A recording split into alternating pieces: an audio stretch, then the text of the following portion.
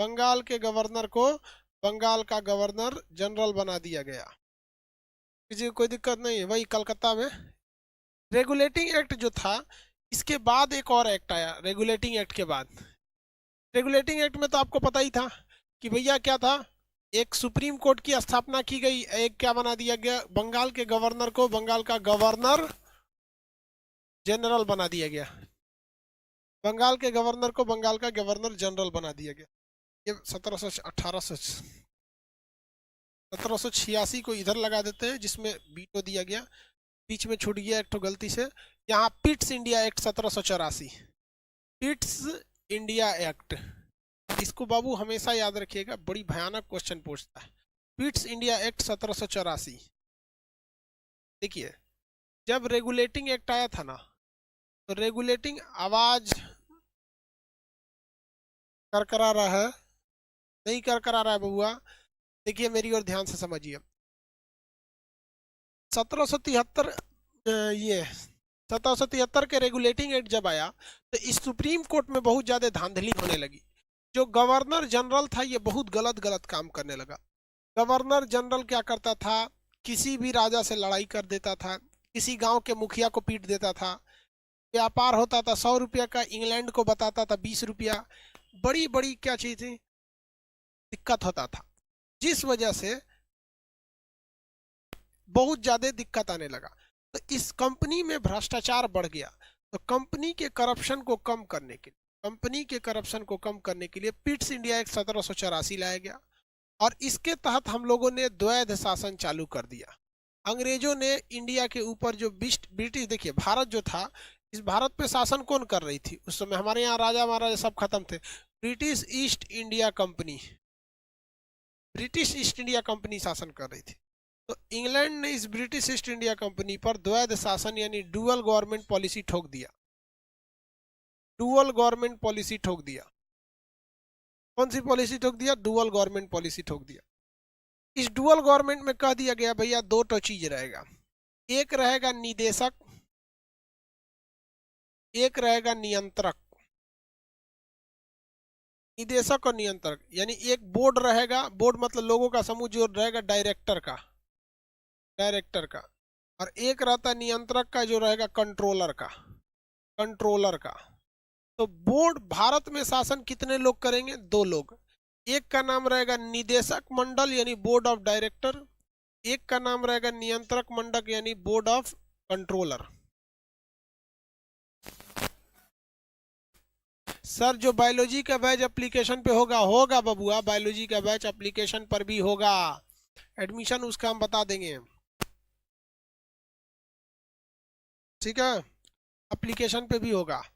मेरी ओर ध्यान दीजिए। बोर्ड ऑफ डायरेक्टर जो निदेशक थे, इनका काम था भारत में व्यापार करना। जैसे ये जो भारत में ये लोगों ने कब्जा कर रखा था ब्रिटिश ईस्ट इंडिया कंपनी, तो बोर्ड ऑफ कंट्रोलर को, इसको देखिए निदेशक मंडल को कह दिया गया आप यहाँ पर टोटली व्यापार का काम करेंगे, और ये जो काम करेंगे नियंत्रक मंडल का काम रहेगा राजनैतिक और सेना का काम, सेना।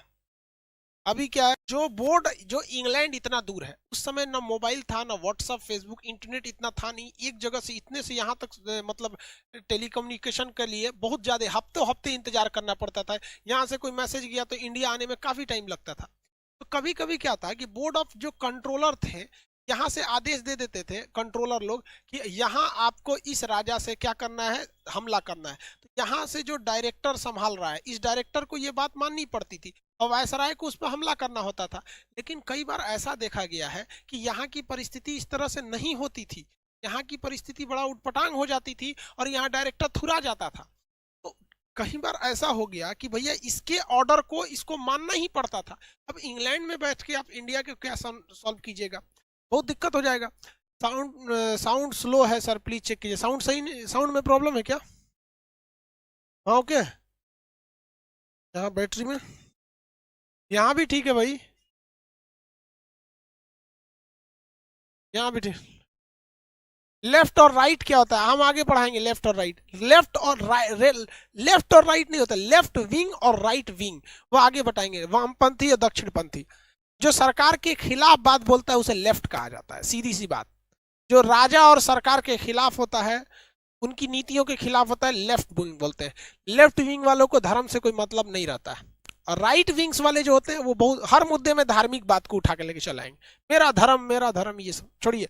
तो इसमें एक कमी सबसे बड़ी ये थी कि भाई ऐसा होना चाहिए कि नहीं कि यहाँ से जो ऑर्डर आया कंट्रोलर के पास से, जो भी ऑर्डर कंट्रोलर के पास से आया, अगर यहाँ उस ऑर्डर को फॉलो करने लायक माहौल नहीं है तो यहाँ का जो वायसराय है या जो गवर्नर है उस ऑर्डर को कैंसिल कर सके परिस्थिति को देखकर, ऐसा होना चाहिए।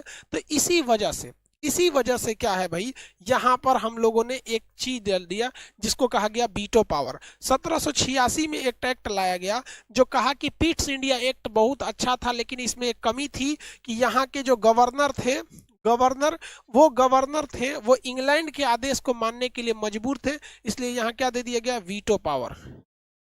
कौन सा पावर दिया गया, वीटो पावर। तो वीटो पावर के तहत किसी को कोई दिक्कत, वीटो पावर देना जरूरी था कि नहीं। अब मान के चलिए इंग्लैंड के राजा ने कह दिया कि जाके झांसी पर आक्रमण कर दो, अब वहां झांसी की रानी खतरनाक रूप लेके बैठी, पूरा सेना तैयार, तो यहाँ का गवर्नर देखेगा ना महाराज वहां पिटा जाएंगे हम लोग वहां पे, तो वो उसको क्या कर सकता था, वीटो कर सकता था। आप बताएंगे भारत में वीटो पावर की शक्ति राष्ट्रपति और राज्यपाल दोनों को दिया गया है। यह वीटो पावर किस अनुच्छेद में है, यह वीटो पावर किसको है, हाँ भैया गवर्नर को नहीं, गवर्नर जनरल को। ये वीटो पावर गवर्नर जनरल को था, जनरल तो आ ही गया था। यह वीटो पावर, दोनों का वीटो पावर किस अनुच्छेद में, 111। ए भैया 111 में कौन इनको वीटो दे दिया रे भाई, अरे हमरे बाबू कौन ची पढ़ा लोग, तू कौन 111 में वीटो पावर है, 72 में है, 72 में फांसी उसी के रिलेटेड है रे बबुआ, माफ करने के लिए। 112 में तो बजट है, 123 खान जी एस लिख ले अपना नाम, 123 है। अरे बेवकूफ, 123 है, 123।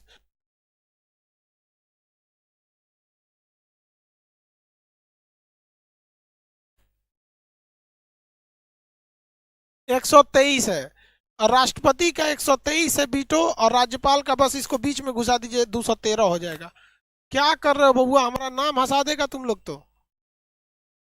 ओहो सॉरी, ये अध्यादेश है, सॉरी देखो हमारे दिमाग से उतर गया, ये अध्यादेश है।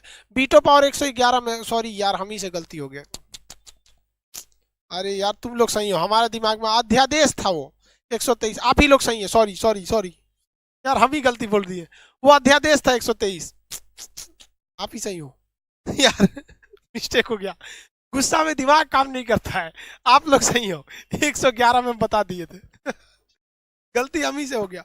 वीटो पावर आप लोग सही है, उसमें 3 तरह की वीटो बताए थे हम आपको, आप सही है, आप सही, एकदम सही सही सही।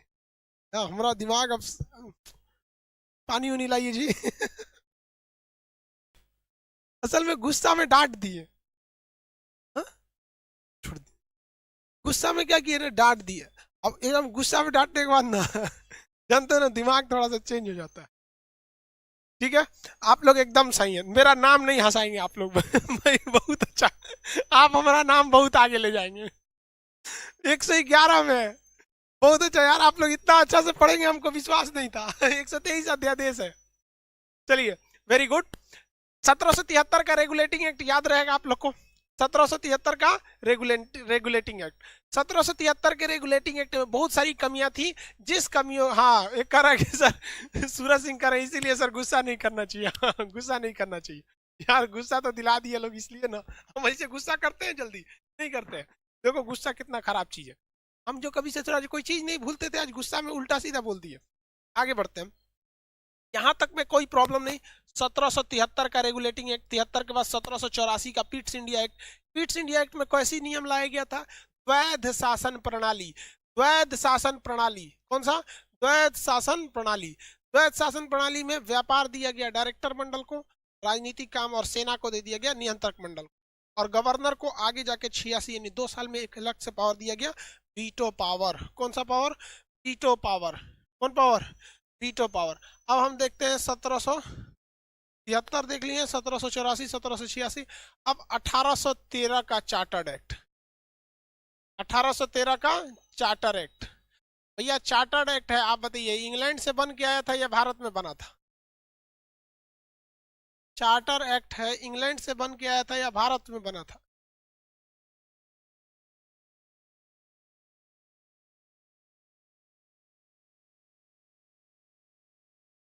एक लड़का कह रहा है कि सर इंग्लैंड से एक तो कह रहा है। आज आपको लगता है पत्नी से बात करके आए?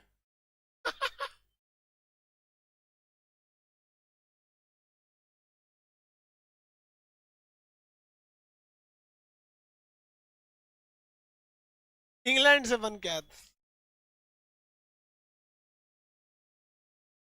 कहां से आया था? इंग्लैंड से। देखो भैया, इसमें पहली बार जो कहा गया था कि शिक्षा पर 1 लाख रुपए खर्च करना है, शिक्षा पर 1 लाख रुपए खर्च करना है। शिक्षा पर कितने खर्च करने भैया? 1 लाख रुपए खर्च करने की बात थी, बहुत बड़ी अकाउंट थी शिक्षा पर 1 लाख। ईसाई धर्म के प्रचार के लिए, ईसाई धर्म का प्रचार, ईसाई धर्म का प्रचार, ईसाई धर्म का प्रचार की भी बात किया गया था। शिक्षा पर यह क्वेश्चन कई बार पूछा है भैया, शिक्षा पर 1 लाख रुपए खर्च करने का प्रावधान कब जोड़ा गया था? आप में से कितने लोग हैं जो ये बता सकते हैं इस साल के बजट में शिक्षा पर कितने खर्च हुए हैं? आंसर दीजिए। इस साल के शिक्षा पर, शिक्षा बजट जो आया है इस साल का, उस पर कितने रुपए खर्च करने के प्रावधान है? एजुकेशन पर कितने खर्च करने के प्रावधान है भाई?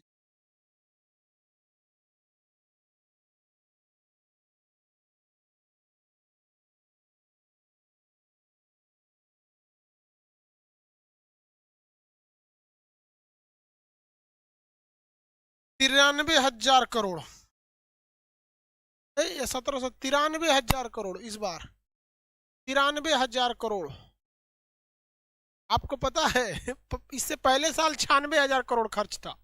इस बार शिक्षा का खर्च कम कर दिया गया, 96 हजार से घटा के 93 हजार कर दिया गया।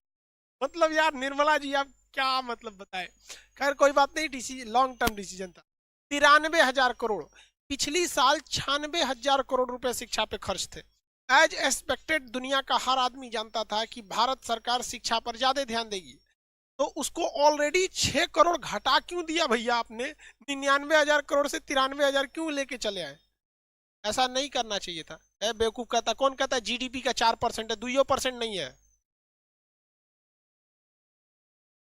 96 हजार करोड़ की जगह पे 93 हजार करोड़ कर दिया। यहाँ शिक्षा पर 1813 में 1 लाख रुपए खर्च करने का। अब यहाँ देखिए भैया, एक बड़ी बहुत बड़ी प्रॉब्लम हो गई। प्रॉब्लम ये थी कि ब्रिटिश ईस्ट इंडिया कंपनी जो थी, कौन थी? British east India company. ये ब्रिटिश ईस्ट इंडिया कंपनी यहाँ पर दूसरे इंग्लैंड की कंपनियों को आने नहीं देती थी। कहती भागो यहाँ पर। यहाँ और भी कंपनी आना चाहती थी और चाहती थी कि यहाँ से ज्यादा व्यापार करके इंग्लैंड भेजा जाए, तो ब्रिटिश ईस्ट इंडिया कंपनी इसे आने नहीं देती थी, इसलिए इस पर रोक लगाया गया, इसलिए इसे रोक लगाया गया और कहा गया कि ब्रिटिश ईस्ट इंडिया कंपनी अकेले भारत में व्यापार करने नहीं आएगी, बल्कि इंग्लैंड से और भी कंपनियां आएंगी।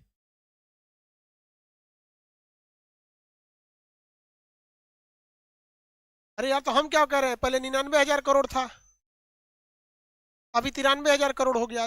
उल्टा बोल दिए क्या भाई? पहले शिक्षा बजट 99 हजार करोड़ था, अभी 93 हजार करोड़ हो गया। अब पता नहीं भाई साहब हमने इसको उल्टा तो नहीं बोल दिया? खैर कोई बात नहीं यार, चलिए इधर देखिए। ब्रिटिश ईस्ट इंडिया कंपनी का जो एकाधिकार था, एकाधिकार, उसे क्या कर दिया गया? समाप्त कर दिया गया। ब्रिटिश ईस्ट इंडिया कंपनी का एकाधिकार क्या कर दिया गया? समाप्त कर दिया गया। कहा गया कि भारत में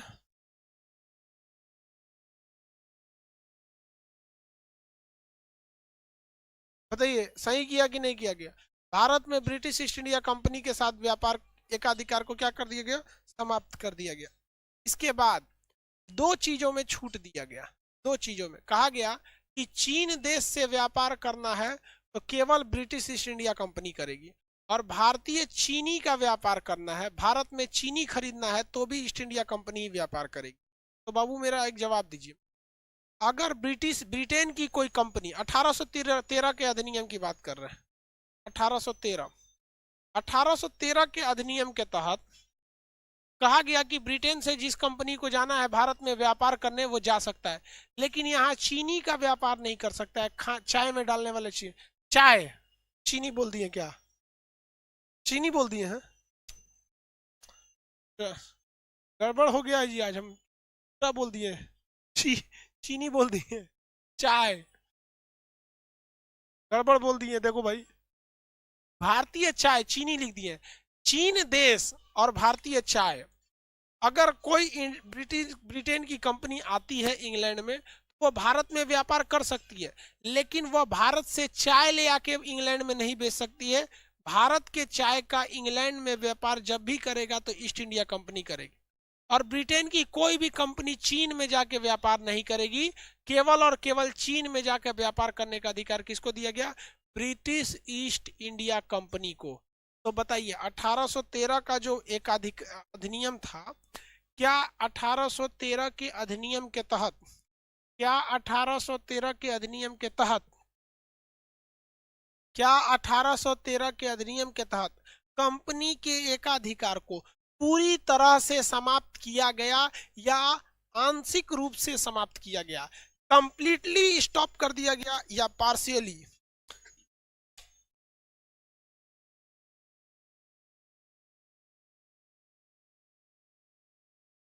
कैसे समाप्त किया गया? आंशिक रूप से, पार्शियली, पार्शियली समाप्त किया गया। अगर कोई ब्रिटेन की कंपनी है, क्या 1813 के अधिनियम के तहत ब्रिटेन की कोई कंपनी आके केरल से मसाला खरीद के इंग्लैंड ले जा सकती है या नहीं? 1813 के अधिनियम के तहत कोई मसाला कंपनी भारत से आकर मसाला खरीद सकती या नहीं? मेरा फी कम है इसलिए सरकार ने शिक्षा पर पैसा ज्यादा नहीं दिया। हाँ, ले जा सकती, हाँ हाँ एकदम। लेकिन वो क्या नहीं खरीद सकती है?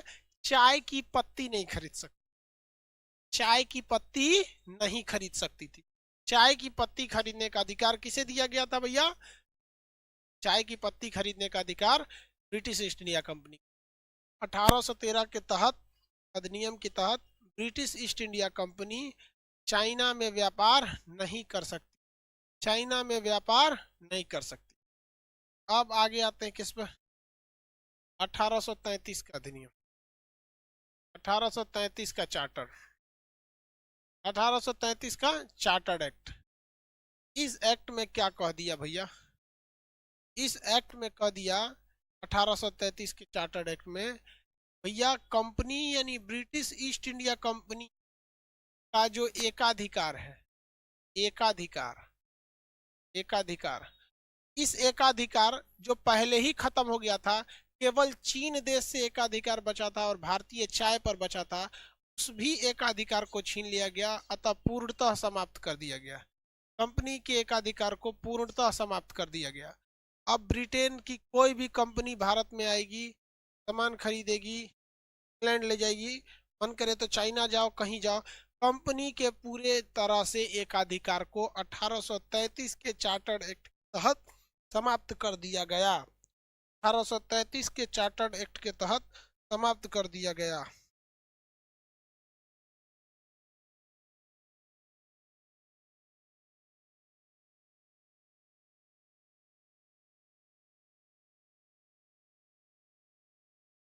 हो गया?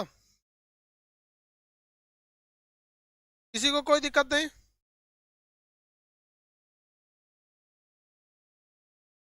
चलिए, वेरी गुड, पूरी तरह से समाप्त कर दिया गया।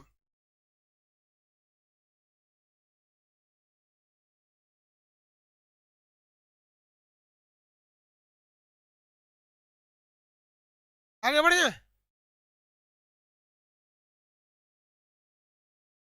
आगे देखिए, इसके बाद कौन सा आएंगे भैया? इसमें एक और चीज थी, कंपनी के एकाधिकार को समाप्त, जो कंपनी थी, इस कंपनी में कोई नियम कानून बनाने वाला नहीं था, इस कंपनी में कोई भी नियम कानून बनाने वाला नहीं था, तो विधि सदस्य जोड़ा गया। कहा गया कि एक विधि सदस्य रहेगा, यानी इसमें एक नियम कानून बनाने के लिए, एक लीगल एडवाइस देने के लिए एक मेंबर रहेगा। इस कंपनी में जहां अधिकारी बैठते हैं वहां टुकुर टुकुर एगो अधिकारी बैठेगा और नियम कानून देगा, ऐसे नहीं ऐसे होना चाहिए।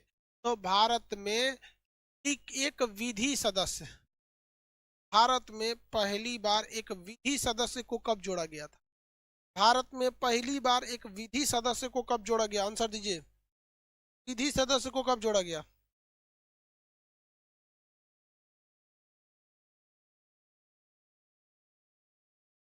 1833 के अधिनियम के तहत। लेकिन ये विधि अरे 1933 नहीं है भैया, 1833 है। लेकिन इस विधि सदस्य ने एक बहुत बड़ा खतरनाक काम कर दिया। इसने लिखित रिपोर्ट भेज दिया इंग्लैंड में कि जो British east India company England में काम, भारत में काम कर रही है। इसने विधि सदस्य जो 1833 के अधिनियम के तहत, 1833 के अधिनियम के तहत जो एक कानूनी सदस्य यहाँ जुड़ा था, उसने एक रिपोर्ट भेज दिया इंग्लैंड कि यहाँ कंपनी में कोई भी काम नियम कानून से नहीं हो रहा है, सब चौपट हो रहा है। कंपनी जिसको मन उसको अधिकार नियुक्ति कर ले रही है, जिसको गाड़ी चलाने नहीं आ रहा है उसको ड्राइवर बना दे रही है, धोबी को घोड़ा चलाने की जिम्मेदारी दे दी जा रही है, कोची को कुछ और दे दिया जा रहा है। यहाँ पे कोई काम नियम कानून से नहीं हो रहा है, आलतू फालतू आदमी को भर्ती कर लिया जा रहा है।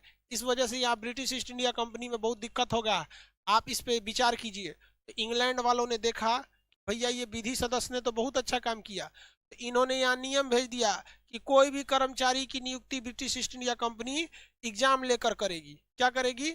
एग्जाम लेकर करेगी। तो भाई साहब ये विधि सदस्य ने जो था बड़ा अच्छा काम कर दिया। तो 1853 में कब आया?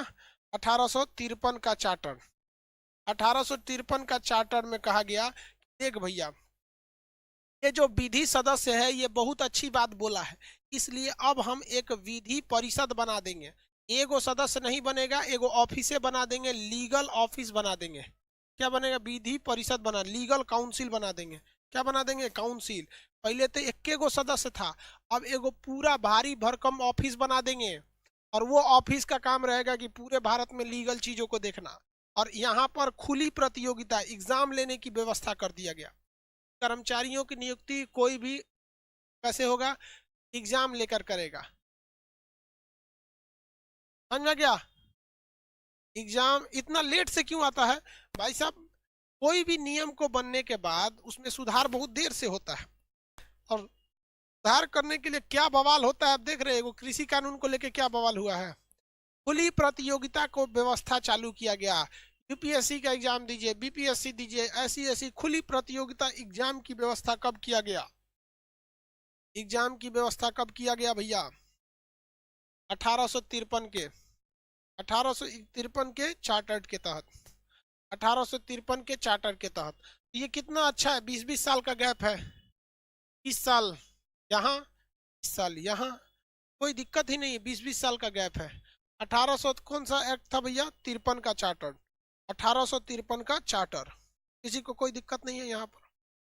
1853 का चार्टर एक्ट, 20 साल तक अंग्रेज देखते थे कि क्या क्या चेंजिंग है, उस हिसाब से कानून बनाया जाता था, किसी को कोई दिक्कत नहीं। चलिए पहले एक बार देख लेते हैं 1800 से पहले 1700 में, तीन ठो नियम देख लेंगे 1700 में।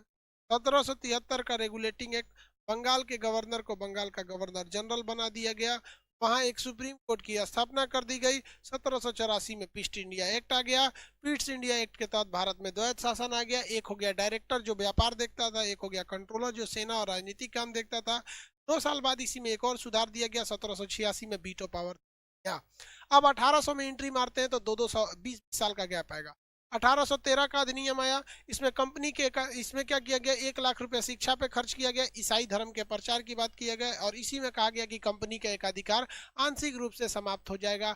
20 साल बाद आगे जोड़िएगा तो 20 साल बाद में अगर आप देखते हैं, 20 साल बाद अगर आप देखते हैं तो 1833 आता है। 1833 में कंपनी के एकाधिकार को पूरी तरह समाप्त किया गया और महज एक व्यक्ति को रखा गया था कानूनी सलाह देने के लिए। लेकिन 20 साल बाद जो 1853 का आया, वह एक विधि सदस्य को बढ़ाकर पूरा एक विधि काउंसिल बना दिया गया, एक भारी भरकम ऑफिस महकमा डिपार्टमेंट बना दिया गया, और कहा गया कि कंपनी में जो भी खुली प्रतियोगिता एग्जाम के माध्यम की, एग्जाम के माध्यम से ही होगी। किसी को दिक्कत है? किसी को दिक्कत नहीं है। लेकिन आप देख रहे हैं यहाँ जो दिक्कत हो रहा है ये लोग रिपोर्ट लगा लगा के भेज रहे हैं यहाँ से सुधार करके आ रहा है इंडिया में चार्टर्ड। लेकिन हम लोग आ चुके हैं अब तक 1853 का चार्टर देख के। ये लोग अब तैयारी में थे 20 साल बाद एक और नियम देने के लिए 1873 में, एक और नियम लाएंगे 1873 में। लेकिन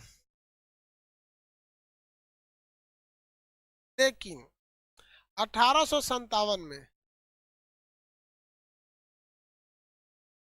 सर बिना पढ़े नौकरी लग सकता है क्या रेलवे में? तब आप इतना बेवकूफ वाला सवाल क्यों पूछते हैं? नहीं लग सकता। चलिए देखिए 1857 में एक बहुत भयानक कांड हो गया। 1857 में क्या हो गया भैया? एक बहुत भयानक कांड हो गया। इतना भयानक, भारत वालों ने अंग्रेजों को थूर दिया, चूर दिया पकड़ के। कब चूर दिया? एकदम 1857 में एकदम पकड़ के भारतीयों ने द्रोह कर दिया। और इतना न ठोका, इतना न पीटा, इतना न थूर दिया, अंग्रेजों के हिसाब से 20-20 साल पे कानून बनाने वाला भूते उतर गया। इतना न चूर दिया भारत वालों ने अंग्रेजों को पकड़ के 1800 में, बेचारन सबका पूरा हिल डुल बंद हो गया। समझा गया? तो भारत को लेमचूस दिखाने के लिए, भारतीयों को समझाने के लिए और अपनी गलती सुधारने के लिए जैसे ये विद्रोह समाप्त हुआ, तो ये विद्रोह के समाप्त होने के बाद 1858 का आया अधिनियम। 1858 का क्या? अधिनियम। अब ये अधिनियम जो 1858 का था, इस अधिनियम को 1858 के इस अधिनियम को 1 नवंबर को पढ़ा। किसने पढ़ा? लॉर्ड कैनिंग ने पढ़ा। किसने पढ़ा? लॉर्ड कैनिंग ने पढ़ा। लॉर्ड कैनिंग ने पढ़ा, जिसे कहा गया महारानी का घोषणा पत्र। महारानी का घोषणा, महारानी का घोषणा पत्र, महारानी का घोषणा पत्र। कहां पर पढ़ा था इसने? लॉर्ड कैनिंग ने इलाहाबाद में। कहाँ पढ़ा था? इलाहाबाद में। लॉर्ड कैनिंग का घोषणा पत्र था, ये कहाँ पढ़ा गया था? इलाहाबाद में पढ़ा। कहाँ पढ़ा भाई? इलाहाबाद में पढ़ा। इस इलाहाबाद में इसने कहा कि भाई साहब, इंग्लैंड की महारानी अब एक नया आदेश दी है। आदेश ये दी है कि अब कोई भी कानून इंग्लैंड से बंद के नहीं आएगा, यानी अब कोई भी चार्टर्ड अधिनियम नहीं आएगा।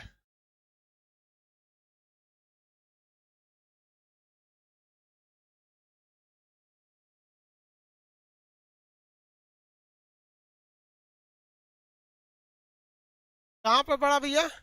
इलाहाबाद में। देखिए कहा कि यहाँ से कोई भी अब घोषणा पत्र नहीं आएगा। और यहाँ पर जो सारा का सारा कांड हुआ है, ब्रिटिश ईस्ट इंडिया कंपनी ने किया है। ब्रिटिश ईस्ट इंडिया कंपनी ने किया है। इस कंपनी को समाप्त कर दिया जाएगा।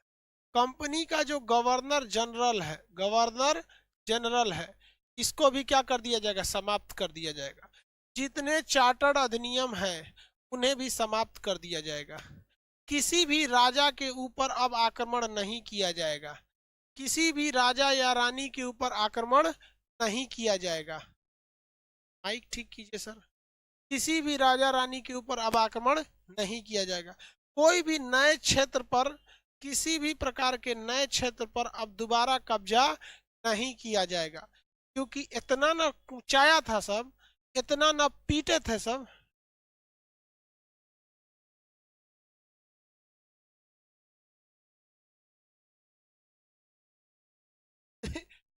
आगे देखिए, ब्रिटिश ईस्ट इंडिया कंपनी में क्या क्या क्या कहा गया 1858 में। देखो भैया पहले ध्यान से समझो। अब 1858 में कहा गया कि देखिए भैया, आप लोग हमें खामखा में 1857 में इतनी तरह से कूच दिए, आप हमें इतनी बुरी तरह से चूर दिए हैं कि अब हम और कुचाने के काबिल नहीं रहे हैं। इल्बर्ट बिल इसमें नहीं है, हिस्ट्री में है इल्बर्ट बिल के बारे में, इसमें नहीं पढ़ना है। तो इन्होंने कहा कि हमको बहुत ज्यादा तरह से कूचने के कारण हम बहुत बुरी तरह से परेशान हैं। अतः अब ब्रिटिश ईस्ट इंडिया कंपनी यहाँ पे नहीं रहेगी, उसका गवर्नर भी यहाँ नहीं रहेगा, कोई इंग्लैंड से चार्टर बन के नहीं आएगा, किसी राजा पर हमला नहीं होगा, किसी नए क्षेत्र पर कब्जा नहीं किया जाएगा, क्योंकि आप लोगों ने हमें बहुत बुरी तरह से ठोक दिया है, बहुत बुरी तरह से पीटा है। अब यहाँ पर क्या होगा, अब यहाँ से कोई चार्टर्ड वगैरह बन के यहाँ नहीं जाएगा। तो क्या जाएगा भैया, यहाँ से शासन रहेगा राजा के पास। किसके पास रहेगा, शासन रहेगा राजा के पास। तो भारत वाले पूछा कि रजवा आएगा का ही यहाँ पे, वो चुरा जाएगा यहाँ पर, तो राजा यहाँ पे नहीं आएगा। कहा गया कि राजा अपना एक चमचा भेजेगा, उस चमचा का नाम रहेगा वायसराय। Viceroy, viceroy. 1857 में ऐस कुचाया कि 1858 में सब भूते उतर गया। कहा कि जो ईस्ट इंडिया कंपनी का गवर्नर था अब वो शासन नहीं करेगा, अब राजा इंग्लैंड में रहेंगे, उनका चमचा वायसराय यहाँ पर शासन करेगा, उनका चमचा यहाँ पर वायसराय शासन करेगा, चमचा वायसराय यहाँ पर शासन करेगा। वायसराय का जो आजकल ड्रेस था, जो उस वक्त ड्रेस वायसराय पहना करते थे, आज बैंड पार्टी में हारमोनियम बजाने वाला वही पहनता है। ये सब किसका नतीजा है, 1857 में जो हम लोगों ने कूच दिया था, हम लोगों ने उन्हें क्या कर दिया था, कूच दिया था। तो कहेगा कि भारत का शासन इंग्लैंड के राजा को कब दिया गया, 1858 में। वायसराय का पद कब आया, 1858 में। ब्रिटिश इंडिया कंपनी को समाप्त किया गया 1858 में। गवर्नर जनरल का पद समाप्त हुआ 1858 में। अंग्रेजों ने कहा कि कोई नया जगह कब्जा नहीं करेंगे 58 में, किसी राजा से नहीं झुराएंगे 58 में। ये जरूरी है, ऐसे कूचा कूची बहुत जरूरी है। एक बार कूच देंगे तो देखिए कितना अच्छा अच्छा नियम लाने लगे। तो कोई दिक्कत है तो बोलिए।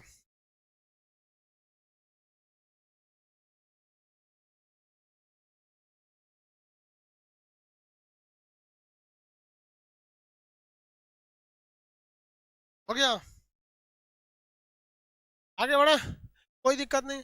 अब एक बात बताइए, ये जो ब्रिटिश ईस्ट इंडिया कंपनी की जो दो दो शाखाएं थी, एक का नाम था डायरेक्टर मंडल और एक का नाम था आपका कंट्रोलर, यानी ये जो द्वैध शासन था कंपनी के अंदर का द्वैध शासन, बताइए क्या यह द्वैध शासन रहा या खत्म हो गया। तो भाई साहब जब जब कंपनी ही खत्म हो गई, द्वैध शासन भी समाप्त हो गया। कंपनी खत्म हो गई तो द्वैध शासन भी समाप्त हो गया, सीधे शासन किसके पास आ गया, राजा के हाथ में आ गया। और राजा का एक चमचा कहाँ आ गया, भारत में। लेकिन राजा ने फिर सोचा, राजा ने फिर सोचा कि अगर ये मेरा चमचवा वहां जाके गड़बड़ करेगा तब, अगर मेरा चमचवा गड़बड़ करेगा तब, तो इस चमचा के ऊपर देखभाल करने के लिए एक बेलचा लगा दिया गया।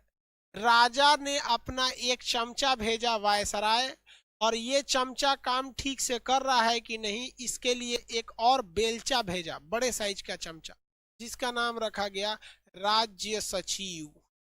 राज्य सचिव, राज्य सचिव। तो भारत में 1858 के बाद जितने चीजें हुए वो सारा डिसीजन गवर्नर जनरल नहीं लेके वायसराय लेते थे, और वायसराय के डिसीजन को पलटने का अधिकार राज्य सचिव का होता था, राज्य सचिव का होता था। और यह राज्य सचिव ब्रिटेन के मंत्रिमंडल का एक मंत्री होता था जो भारत में आकर रहता था। ये इंग्लैंड का ही एक मंत्री होता था जो भारत में आके रहता था, और इसी वाइस राज्य सचिव यानी मंत्रिया के अंदर में ये चमचा काम करता था। उस हिसाब से देखेंगे, ये हुआ राजा, ये हुआ राजा, राजा का ये हुआ चमचा, चमचा का ये हुआ बेलचा, यानी चमचा बेलचा कटोरा, चमचा बेलचा कटोरा। हम लोगों ने 1857 की क्रांति में ऐसा धोया, ये सारी व्यवस्था हो गई। समझ में आ गया, आगे बढ़ जाए।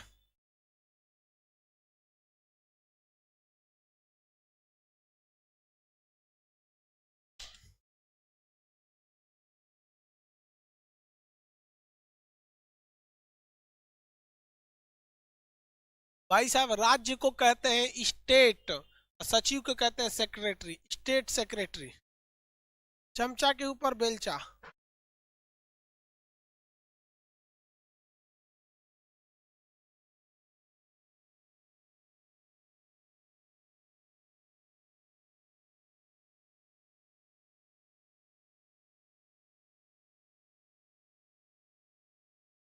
किसी को कोई दिक्कत है? आज के लिए इतना ही रहने देते हैं। आज के लिए इतना ही रहने। ज्योग्राफी के क्लास को, भाई साहब ज्योग्राफी का क्लास का क्या करे यार, जब नहीं आता। हाँ, वनडे वनडे कर देते। ज्योग्राफी